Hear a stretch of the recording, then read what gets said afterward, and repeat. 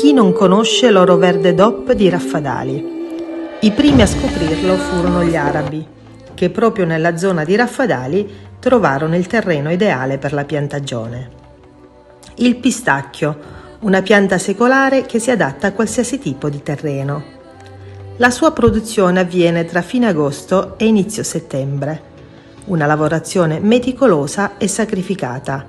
Si inizia da fine aprile, per un mese si fa ogni 10 giorni lavaggi, si raccoglie in tre fasi, prima fase, seconda fase e terza fase. Di norma si dovrebbe raccogliere, la prima fase è prima d'agosto, ma quest'anno con questa annata che è stata pessima la stiamo raccogliendo solo in una fase soltanto, quindi almeno c'è una perdita del 60-70% di pistacchio.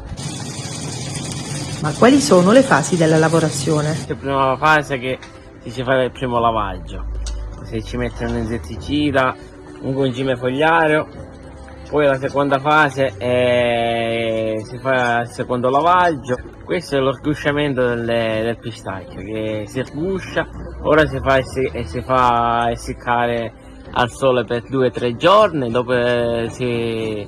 poi c'è la lavorazione dopo l'essiccamento, poi viene la schiacciatura e poi diventa frutto.